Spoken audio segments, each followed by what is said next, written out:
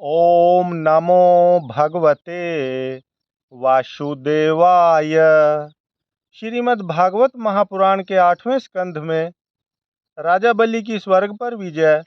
इस कथा को सुनते हुए राजा परीक्षित ने पूछा, भगवान श्री हरि स्वयं ही सबके स्वामी हैं, फिर उन्होंने दीनहीन की भांति राजा बलि से 3 पग पृथ्वी क्यों मांगी, तथा जो कुछ वे चाहते थे वह मिल जाने पर भी उन्होंने बलि को बांधा क्यों। मेरे हृदय में इस बात का बड़ा कौतूहल है कि स्वयं परिपूर्ण यज्ञेश्वर भगवान के द्वारा याचना और निरपराध का बंधन, ये दोनों ही कैसे संभव हुए, हम लोग यह जानना चाहते हैं। श्री सुखदेव जी ने कहा, परीक्षित, जब इंद्र ने बलि को पराजित करके उनकी संपत्ति छीन ली और उनके प्राण भी ले लिए, तब भृगुनंदन शुक्राचार्य ने उन्हें अपनी संजीवनी विद्या से जीवित कर दिया। इस पर शुक्राचार्य जी के शिष्य महात्मा बलि ने अपना सर्वस्व उनके चरणों पर चढ़ा दिया और वे तन मन से गुरु जी के साथ ही समस्त भृगुवंशी ब्राह्मणों की सेवा करने लगे। इससे प्रभावशाली भृगुवंशी ब्राह्मण उन पर बहुत प्रसन्न हुए। उन्होंने स्वर्ग पर विजय प्राप्त करने की इच्छा वाले बलि का महाभिषेक की विधि से अभिषेक करके उनसे विश्वजीत नाम का यज्ञ कराया। यज्ञ की विधि से हविष्यों के द्वारा जब अग्नि देवता की पूजा की गई, तब यज्ञ कुंडों से सोने की चद्दर से मढ़ा हुआ एक बड़ा सुंदर रथ निकला। फिर इंद्र के घोड़ों जैसे हरे रंग के घोड़े और सिंह के चिन्ह से युक्त रथ पर लगाने की ध्वजा निकली। साथ ही सोने के पत्थर से मढ़ा हुआ दिव्य धनुष, कभी खाली न होने वाले 2 अक्षय तर्कस और दिव्य कवच भी प्रकट हुए। दादा प्रहलाद जी ने उन्हें एक ऐसी माला दी जिसके फूल कभी कुम्हलाते न थे, तथा शुक्राचार्य ने एक शंख दिया। इस प्रकार ब्राह्मणों की कृपा से युद्ध की सामग्री प्राप्त करके उनके द्वारा स्वास्थ्य वाचन हो जाने पर राजा बलि ने उन ब्राह्मणों की प्रदक्षिणा की और नमस्कार किया। इसके बाद उन्होंने प्रहलाद जी से संभाषण करके उनके चरणों में नमस्कार किया। फिर वे भृगुवंशी ब्राह्मणों के दिए हुए दिव्य रथ पर सवार हुए। जब महारथी राजा बलि ने कवच धारण कर धनुष, तलवार, तर्कस आदि शस्त्र ग्रहण कर लिए और दादा की दी हुई सुंदर माला धारण कर ली, तब उनकी बड़ी शोभा हुई। उनकी भुजाओं में सोने के बाजूबंद और कानों में मकराकृति कुंडल जगमगा रहे थे। उनके कारण रथ पर बैठे हुए वे ऐसे सुशोभित हो रहे थे मानो अग्नि कुंड में अग्नि प्रज्वलित हो रही हो। उनके साथ उन्हीं के समान ऐश्वर्य, बल और विभूति वाले दैत्य सेनापति अपनी अपनी सेना लेकर हो लिए। ऐसा जान पड़ता था मानो वे आकाश को पी जाएंगे और अपने क्रोध भरे प्रज्वलित नेत्रों से समस्त दिशाओं को, क्षितिज को भस्म कर डालेंगे। राजा बलि ने इस बहुत बड़ी आसुरी सेना को लेकर उसका युद्ध के ढंग से संचालन किया तथा आकाश और अंतरिक्ष को कंपाते हुए सकल ऐश्वर्यों से परिपूर्ण इंद्रपुरी अमरावती पर चढ़ाई की। देवताओं की राजधानी अमरावती में बड़े सुंदर सुंदर नंदनवन आदि उद्यान और उपवन हैं। उन उद्यानों और उपवनों में पक्षियों के जोड़े चहकते रहते हैं। मधुलोभी भौरे मतवाले होकर गुनगुनाते रहते हैं। लाल लाल नए नए पत्तों, फलों और पुष्पों से कल्प वृक्षों की शाखाएं लदी रहती हैं। वहाँ के सरोवरों में हंस, सारस, चकवे और बत्तखों की भीड़ लगी रहती है। उन्हीं में देवताओं के द्वारा सम्मानित देवांगनाएं जल क्रीड़ा करती रहती हैं। ज्योतिर्मय आकाश गंगा ने खाई की भांति अमरावती को चारों ओर से घेर रखा है। उसके चारों ओर बहुत ऊंचा सोने का परकोटा बना हुआ है, जिसमें स्थान स्थान पर बड़ी बड़ी अटारियां बनी हुई हैं। सोने के किवाड़ द्वार द्वार पर लगे हुए हैं और स्फटिक मणि के गोपुर नगर के बाहरी फाटक हैं। उसमें अलग अलग बड़े बड़े राजमार्ग हैं। स्वयं विश्वकर्मा ने ही उस पुरी का निर्माण किया है। सभा के स्थान, खेल के चबूतरे और रथ चलने के बड़े बड़े मार्गों से वह शोभायमान है। 10 करोड़ विमान उसमें सर्वदा विद्यमान रहते हैं और मणियों के बड़े बड़े चौराहे एवं हीरे और मूंगे की वेदियां बनी हुई हैं। वहाँ की स्त्रियां सर्वदा 16 वर्ष की सी रहती हैं। उनका यौवन और सौंदर्य स्थिर रहता है। वे निर्मल वस्त्र पहनकर अपने रूप की छटा से इस प्रकार दैदीप्यमान होती हैं जैसे अपनी ज्वालाओं से अग्नि। देवांगनाओं के जूड़े से गिरे हुए नवीन सुगंधित पुष्पों की सुगंध लेकर वहाँ के मार्गों में मंद मंद हवा चलती रहती है। सुनहली खिड़कियों में से अगर की सुगंध से युक्त सफ़ेद धुआं निकल निकल कर वहाँ के मार्गों को ढक दिया करता है। उसी मार्ग से देवांगनाएं आती जाती हैं। स्थान स्थान पर मोतियों की झालरों से सजाए हुए चंदोवे तने रहते हैं। सोने की मणिमय पताकाएं फहराती रहती हैं। छज्जों पर अनेकों झंडियां लहराती रहती हैं। मोर, कबूतर और भौरे कलगान करते रहते हैं। देवांगनाओं के मधुर संगीत से वहाँ सदा ही मंगल छाया रहता है। मृदंग, शंख, नगारे, ढोल, वीणा, वंशी, मंजीरे और रिष्टियाँ बजती रहती हैं। गंधर्व बाजों के साथ गाया करते हैं और अप्सराएं नाचा करती हैं।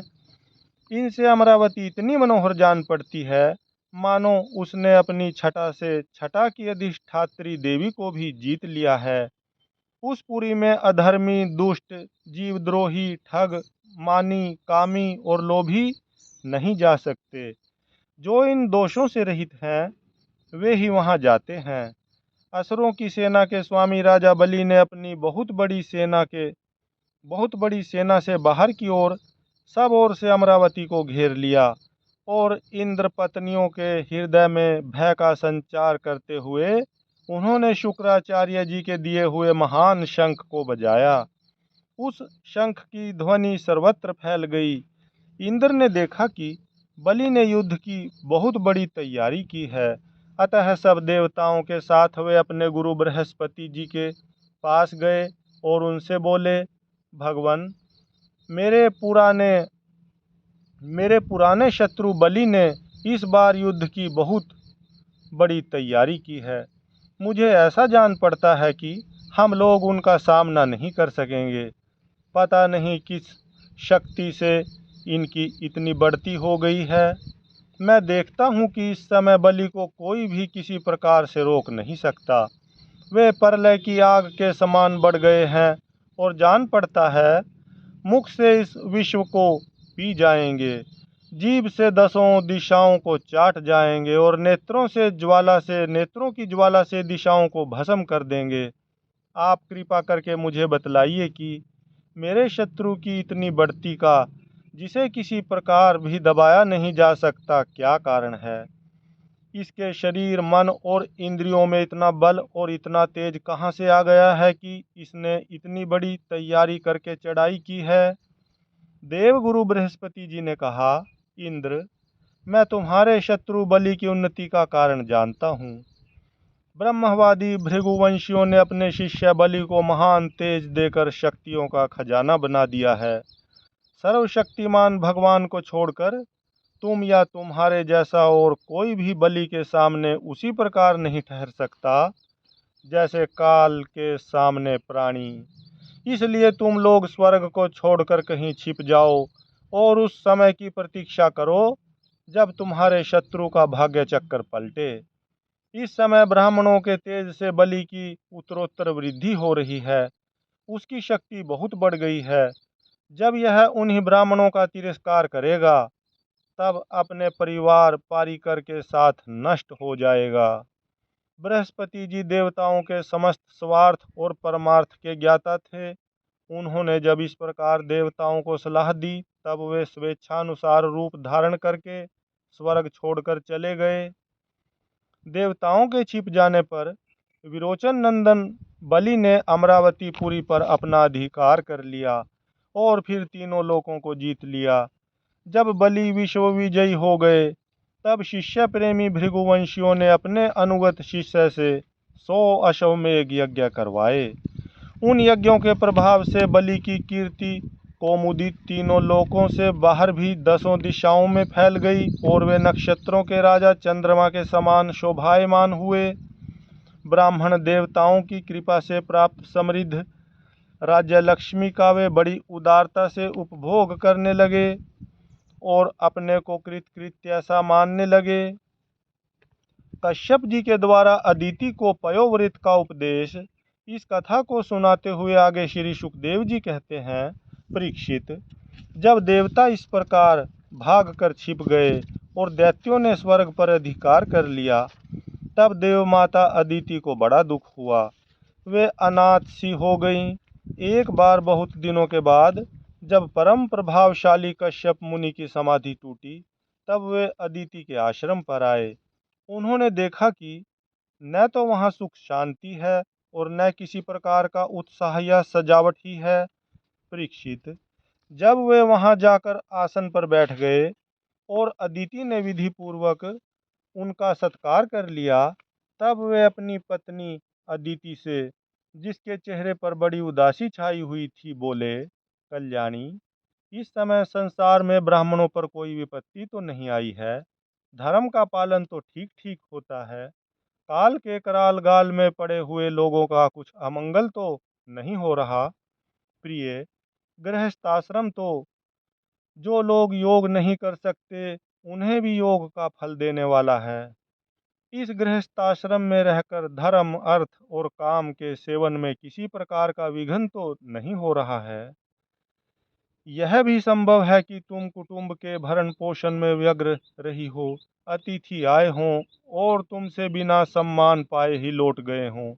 तुम खड़ी होकर उनका सत्कार करने में भी असमर्थ रही हो। इसी से तो तुम उदास नहीं हो रही हो। जिन घरों में आए हुए अतिथि का जल से भी सत्कार नहीं किया जाता और वे ऐसे ही लौट जाते हैं, वे घर अवश्य ही गीदड़ों के घर के समान हैं। प्रिय, संभव है मेरे बाहर चले जाने पर कभी तुम्हारा चित्त उद्विग्न रहा हो और समय पर तुमने भविष्य से अग्नियों में हवन न किया हो। सर्वदेव में भगवान के मुख हैं ब्राह्मण और अग्नि। गृहस्थ पुरुष यदि इन दोनों की पूजा करता है तो उसे उन लोकों की प्राप्ति होती है जो समस्त कामनाओं को पूर्ण करने वाले हैं। प्रिय, तुम तो सर्वदा प्रसन्न रहती हो, परंतु तुम्हारे बहुत से लक्षणों से मैं देख रहा हूँ कि इस समय तुम्हारा चित्त अस्वस्थ है। तुम्हारे सब लड़के तो कुशल मंगल से हैं न? अदिति ने कहा, भगवान, ब्राह्मण, गो, धर्म और आपकी यह दासी सब सकुशल है। मेरे स्वामी, यह गृहस्थ आश्रम ही अर्थ, धर्म और काम की साधना में परम सहायक है। प्रभो, आपके निरंतर स्मरण और कल्याण कामना से अग्नि, अतिथि, सेवक, भिक्षुक और दूसरे याचकों का भी मैंने तिरस्कार नहीं किया है। भगवान, जब आप जैसे प्रजापति मुझे इस प्रकार धर्म पालन का उपदेश करते हैं, तब भला मेरे मन की ऐसी कौन सी कामना है जो पूरी न हो जाए। आर्यपुत्र, समस्त प्रजा, वह चाहे सत्वगुणी, रजोगुणी या तमोगुणी हो, आपकी ही संतान है। कुछ आपके संकल्प से उत्पन्न हुए हैं और कुछ शरीर से। भगवान, इसमें संदेह नहीं कि आप सब संतानों के प्रति, चाहे असुर हो या देवता, एक सा भाव रखते हैं, सम हैं। तथापि स्वयं परमेश्वर भी अपने भक्तों की अभिलाषा पूर्ण किया करते हैं। मेरे स्वामी, मैं आपकी दासी हूँ। आप मेरी भलाई के संबंध में विचार कीजिए। मर्यादा पालक प्रभो, शत्रुओं ने हमारी संपत्ति और रहने का स्थान तक छीन लिया है। आप हमारी रक्षा कीजिए। बलवान दैत्यों ने मेरे ऐश्वर्य, धन, यश और पद छीन लिए हैं तथा हमें घर से बाहर निकाल दिया है। इस प्रकार मैं दुख के समुद्र में डूब रही हूँ। आपसे बढ़कर हमारी भलाई करने वाला और कोई नहीं है। इसलिए मेरे हितैषी स्वामी, आप सोच विचार कर अपने संकल्प से ही मेरे कल्याण का कोई ऐसा उपाय कीजिए जिससे कि मेरे पुत्रों को वे वस्तुएं फिर से प्राप्त हो जाएं। श्री सुखदेव जी कहते हैं, इस प्रकार अदिति ने जब कश्यप जी से प्रार्थना की, तब वे कुछ विस्मित से होकर बोले, बड़े आश्चर्य की बात है। भगवान की माया भी कैसी प्रबल है। यह सारा जगत स्नेह की रज्जू से बंधा हुआ है। कहाँ यह पंचभूतों से बना हुआ अनात्मा शरीर, और कहाँ प्रकृति से परे आत्मा। न किसी का कोई पति है, न पुत्र है, और न तो संबंधी ही है। मोह ही मनुष्य को नचा रहा है। प्रिय, तुम संपूर्ण प्राणियों के हृदय में विराजमान अपने भक्तों के दुख मिटाने वाले जगत गुरु भगवान वासुदेव की आराधना करो। वे बड़े दीन दयालु हैं। अवश्य ही श्री हरि तुम्हारी कामनाएं पूर्ण करेंगे। मेरा यह दृढ़ निश्चय है कि भगवान की भक्ति कभी व्यर्थ नहीं होती। इसके सिवा कोई दूसरा उपाय नहीं है। अदिति ने पूछा, भगवान, मैं जगदीश्वर भगवान की आराधना किस प्रकार करूं, जिससे वे सत्य संकल्प प्रभु मेरा मनोरथ पूर्ण करें। पतिदेव, मैं अपने पुत्रों के साथ बहुत से दुख भोग रही हूँ, जिससे वे शीघ्र ही मुझ पर प्रसन्न हो जाएं। उनकी आराधना की वही विधि मुझे बतलाइए। कश्यप जी ने कहा, देवी, जब मुझे संतान की कामना हुई थी, तब मैंने भगवान ब्रह्मा जी से यही बात पूछी थी। उन्होंने मुझे भगवान को प्रसन्न करने वाले जिस व्रत का उपदेश किया था, वही मैं तुम्हें बतलाता हूँ। फाल्गुन के शुक्ल पक्ष में 12 दिन तक केवल दूध पीकर रहे और परम भक्ति से भगवान कमल नयन की पूजा करे। अमावस्या के दिन यदि मिल सके तो सूअर की खोदी हुई मिट्टी से अपना शरीर मलकर नदी में स्नान करे।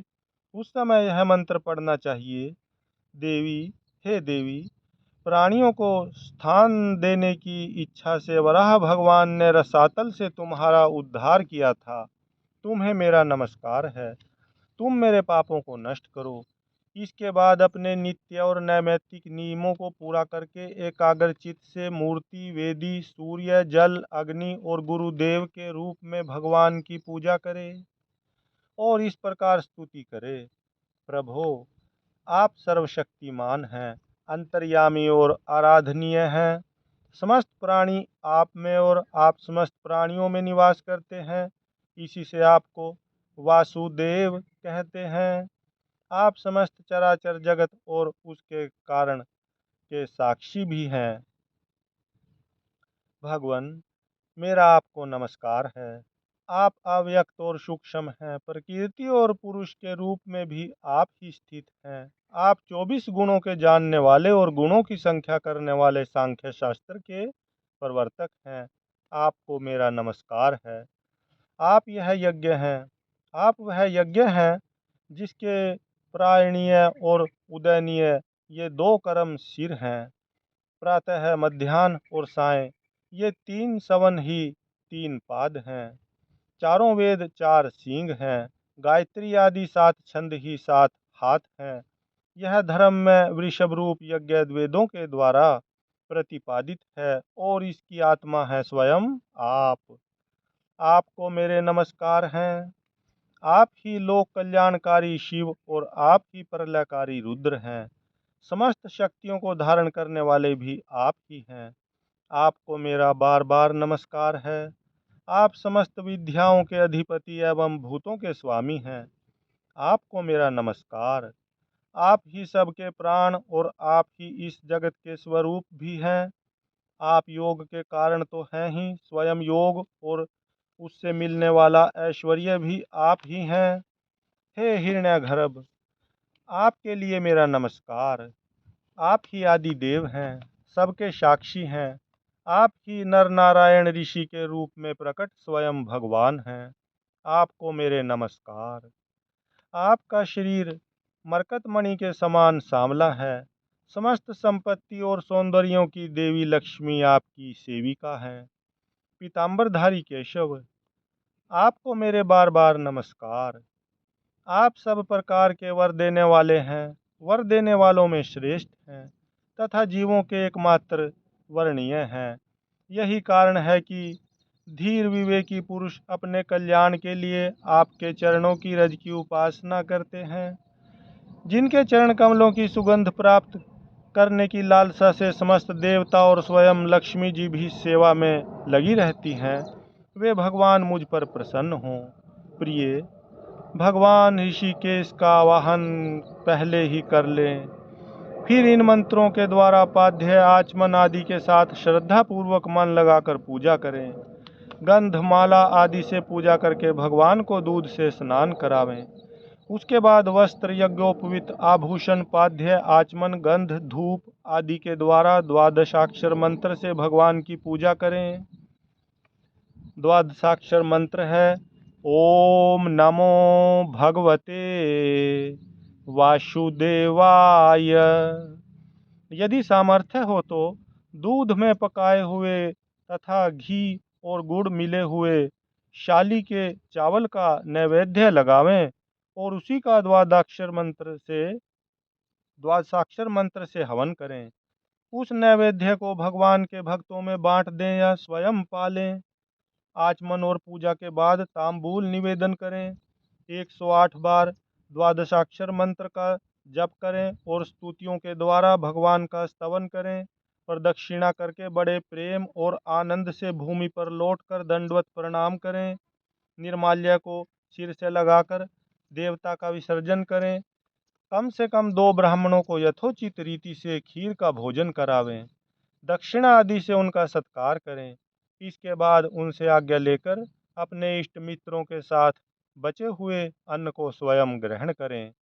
उस दिन ब्रह्मचार्य से रहें और दूसरे दिन प्रातःकाल ही स्नान आदि करके पवित्रता पूर्वक पूर्वोक्त विधि से एकाग्र होकर भगवान की पूजा करें। इस प्रकार जब तक व्रत समाप्त न हो तब तक दूध से स्नान कराकर प्रतिदिन भगवान की पूजा करें। भगवान की पूजा में आदर बुद्धि रखते हुए केवल पयोव्रती रहकर यह व्रत करना चाहिए। पूर्ववत प्रतिदिन हवन और ब्राह्मण भोजन भी कराना चाहिए। इस प्रकार पयोव्रती रहकर 12 दिन तक प्रतिदिन भगवान की आराधना होम और पूजा करे तथा ब्राह्मण भोजन कराता रहे। फाल्गुन शुक्ल प्रतिपदा से लेकर त्रयोदशी पर्यंत ब्रह्मचार्य से रहे। पृथ्वी पर शयन करे और तीनों समय स्नान करे। झूठ न बोले, पापियों से बात न करे, पाप की बात भी न करे, छोटे बड़े सब प्रकार के भोगों का त्याग कर दे, किसी भी प्राणी को किसी प्रकार से कष्ट न पहुँचावे, भगवान की आराधना में लगा ही रहे। त्रयोदशी के दिन विधि जानने वाले ब्राह्मणों के द्वारा शास्त्रोक्त विधि से भगवान विष्णु को पंचामृत स्नान करावे। उस दिन धन का संकोच छोड़कर भगवान की बहुत बड़ी पूजा करनी चाहिए और दूध में चरु खीर पकाकर विष्णु भगवान को अर्पित करना चाहिए। अत्यंत एकाग्रचित से उसी पकाए हुए चरु के द्वारा भगवान का यजन करना चाहिए और उनको प्रसन्न करने वाला गुणयुक्त तथा स्वादिष्ट नैवेद्य अर्पण करना चाहिए। इसके बाद ज्ञान संपन्न आचार्य और ऋत्विजों को वस्त्र आभूषण और गौ आदि देकर संतुष्ट करना चाहिए। प्रिय, इसे भी भगवान की ही आराधना समझो। प्रिय, आचार्य और ऋत्विजों को शुद्ध सात्विक और गुणयुक्त भोजन कराना ही चाहिए। दूसरे ब्राह्मण और आए हुए अतिथियों को भी अपनी शक्ति के अनुसार भोजन कराना चाहिए। गुरु और ऋत्विजों को यथा योग्य दक्षिणा देनी चाहिए। जो चांडाल आदि अपने आप वहां आ गए हों उन सभी को तथा दीन अंधे और असमर्थ पुरुषों को भी अन्न आदि देकर संतुष्ट करना चाहिए। जब सब लोग खा चुके तब उन सब के सत्कार को भगवान की प्रसन्नता का साधन समझते हुए अपने भाई बंधुओं के साथ स्वयं भोजन करे। प्रतिपदा से लेकर त्रयोदशी तक प्रतिदिन नाच गान बाजे गाजे स्तुति स्वास्ति वाचन और भगवत कथाओं से भगवान की पूजा करे और करावे। प्रिय, यह भगवान की श्रेष्ठ आराधना है। इसका नाम है पयोव्रत। ब्रह्मा जी ने मुझे जैसा बताया था वैसा ही मैंने तुम्हें बता दिया। देवी, तुम भाग्यवती हो। अपनी इंद्रियों को वश में करके शुद्ध भाव एवं श्रद्धा पूर्ण चित्त से इस व्रत का भली भांति अनुष्ठान करो और इसके द्वारा अविनाशी भगवान की आराधना करो। कल्याणी, यह व्रत भगवान को संतुष्ट करने वाला है, इसलिए इसका नाम है सर्वयज्ञ और सर्वव्रत। यह समस्त तपस्याओं का सार और मुख्य दान है। जिनसे भगवान प्रसन्न हों वे ही सच्चे नियम हैं, वे ही उत्तम यम हैं, वे ही वास्तव में तपस्या, दान, व्रत और यज्ञ हैं।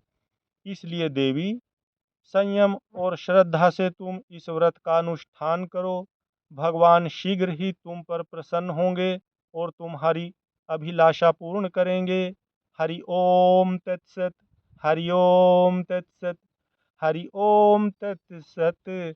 हरि ओम तत्सत।